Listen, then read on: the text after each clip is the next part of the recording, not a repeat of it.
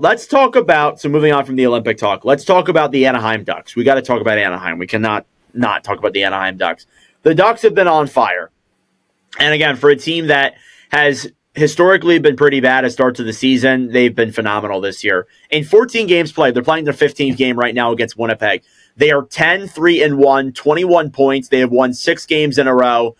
They have been incredible. And again, looking at the Anaheim Ducks, who have, again, been bad in starts before, it's phenomenal for them to be starting off this good. So, I mean, again, we said it in our predictions, me and LeBlanc, we said that we thought Anaheim could be a sneaky team this year. We didn't think it was going to be this year necessarily, but we thought they were going to improve. And so far, it's looking pretty good. So, what are your guys' initial thoughts here on the Anaheim Ducks and how good they've been? The young talent has taken a big step up. Leo Carlson, Cutter Gauthier. And it's all the young guys driving that team.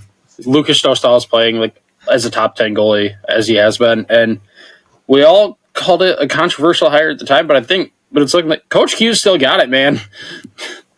That team has bought into his system, and they are playing a great brand of hockey. They have. People hate to see it, but they bought into their system for sure. Again, I think phenomenal offensive play. They've looked good defensively, too. Dostal has been Dostal. Everything's going right for him right now.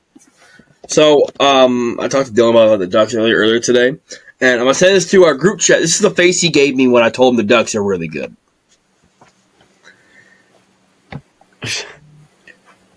All right, let's take a look at this. I'll put it on screen. But the Ducks have been the Ducks have been phenomenal. Especially like scoring. Like last year, the Anaheim Ducks, they started out had a hot streak scoring, and then they just like went cold. Yeah, that's what happens in years prior. You have a really good start when it comes to scoring, and then you just like hit a wall. You hit a wall, and it's usually in like January or February where you hit that wall, and then all of a sudden everything just goes downhill from there. Yeah, but no, they've gotten good goaltending. They've gotten good defense. Chris Kreider, that is the picture of, by the way. Chris Kreider is turned back the clock. Like he's rediscovered his scoring touch. Yes. And I think, again, like I have a ton of things to say about Kreider. People jump to conclusions so fast that Kreider's career was just over and he was just like not a good player anymore. When he was injured and playing fourth line minutes, they exiled that guy out of New York. They pretty much just like banished him from the city, and they traded him for scraps, essentially, which I thought was very disrespectful for what he's done. And now he's finally getting like middle six, maybe top 6 minutes, and he's putting up offense. And I don't know how people thought like, oh, his career's over. No, he's back to what he was in years where he was actually getting ice time. So that's a guy I wanted to cover. Another guy that I want to cover. We're talking about like Dark Horse maybe Olympic team. Chris Kreider might be one of those guys. Kreider could. I don't have him on my roster, but it's a possibility with the amount of offense he's putting up. Another guy that I want to talk about, Leo Carlson, is on like a 7-game point streak, has 20 points during that time. He's been awesome. Man is going to get paid. He is going to get paid. Another guy is Cutter Gauthier, who is also expiring this year. Gauthier has been phenomenal this season, as much as I don't want to talk about it as a Flyers fan.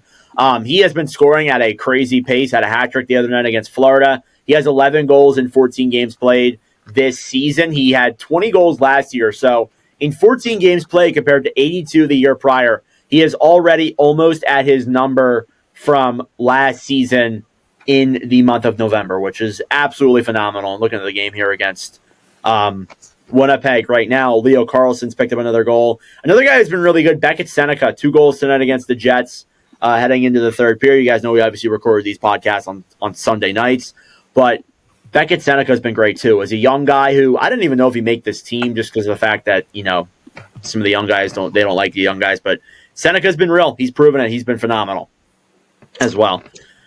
Yeah, Seneca's the real deal. I think one of us called that Seneca going high in the draft would be a possibility, and I feel like he's what he's going at now and how he's going right now. I think he's gonna earn some respect around the league. He's crazy quick. He's got a crazy shot. I feel like he's gonna have a great career for a very long time. Yeah, it's great to see Anaheim's youth finally taking a step forward, because I think it was like last year we said Anaheim's youth, where are they at? Yeah, and I mean, again, like all it takes is for a coach to do that, and I can't express enough how bad the coaches they've had prior were. Like Greg Cronin was terrible. The guy they had before that Dallas was Aikens. terrible. Remember Dallas Aikens? Everybody loves Dallas Aikens. He's just a horrible coach, though.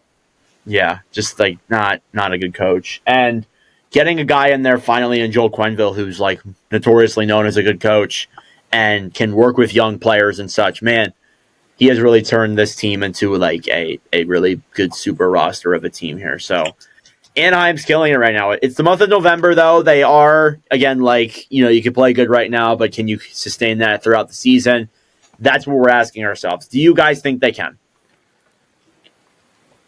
Just for their style of play, I feel like they can. I feel like it looks more sustainable this year than it has in years past when they've gotten out to hot starts. I feel like the system that they're playing lends itself more to this being a more sustainable season for them instead of just it being a hot start and them falling off. LeBlanc talked a lot about hitting a wall. When that wall comes, you have to get through that wall like the Kool-Aid man. You cannot be slammed and stopped by that wall. You got to run through that wall like the Kool-Aid man. Oh, yeah! Yeah, exactly. I knew you were going to say that, but you're going to hit that point when it's dog days in the offseason and your scoring is going to get tough. You're going to go through some struggles. You have to be able to sustain that, not let it take over you mentally and just get through it. And if they can get through that wall and through those dog days, they're a playoff team. And with the way the Pacific is carving itself right now, like I think there's a good chance they get into the playoffs. Yeah, and like I would say the wall usually starts in like mid-November. Mid-November to early December is when the wall finally starts to hit. So talk to me at Christmas about the Anaheim Ducks. I still think they look very good right now, but once again, it is still November. Look at my notes here. It's November the 9th right now. So 10th when this comes out. But yeah, I agree. It's I think the wall is different for a lot of teams. There's some teams that like they hit it really fast. There's some teams that it takes a while, but then they finally hit that wall and they're just like, oh, like Philadelphia a couple of years ago, they hit the wall in like April and it was like wonderful. Great. Detroit hits it in March almost all the time if they're not bad before the start. December as well. December wall and then we have a in November. Wall, and then a March wall. In November. Yeah. Hey, the Senators don't have no wall. November here and we winning. So the wall's gone. November's not over yet, though. We'll see. But yeah, again, like we'll see if they can sustain that and get through that. But I think they can. I think this is a good team. I think they've shown they're better than what they were in years prior. I want to highlight the Pacific Division here. You have two teams that are above a positive goal differential.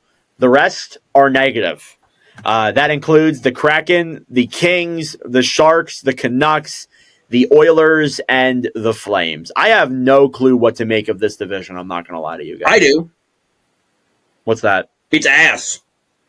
It is kind of ass. I'm shocked with the Breeze played. The Oilers are 500. I don't even know if it's ass, LeBlanc. You have multiple teams here above 500. 7 teams are 500 right? Above NHL 500. Above NHL 500. Because yes. like overtime losses are like, yeah, they don't count. Like that's how the NHL uses them. Still NHL 500. Well, if you want to go by that way, there's only one team that's above NHL 500. Yeah. So 500, but I don't know. Like it's still very early. If the I will say this though, like we're not talking about the Oilers, but I do want to ask this question. What is the point where we get to a point in time like what's the point in time where we actually like get concerned about the Oilers play? Because they always do this every year. What time is it going to be this year where we're like, all right, they haven't improved. What needs to happen here? When Connor Ingram comes up, that'll be my point. Where when he comes up, how does he look? You think Ingram determines the Oilers' season? I think if you can get, I mean, the other two goalies aren't doing anything. You're okay, well, the Oilers are playing poor now, and they're only 500. I will say that, like they're not terrible, but when do you get to a point where the overall play is not good? Not just the goaltenders, the overall play of the team. Merry Christmas, kids! A-Bod! The Oilers are still ass! A-Bod! It's the 25th there, guy! Like, that's the point in time. That's my best Alberta accent, by the way. That's the point in time where I would get concerned. Is that after Christmas, if they're even at 500, even at 500. You are the Edmonton Oilers. You have been to 2 straight Cup finals, and you can't get above 500 at Christmas time when Santa's eating your milk and cookies? McDavid trade.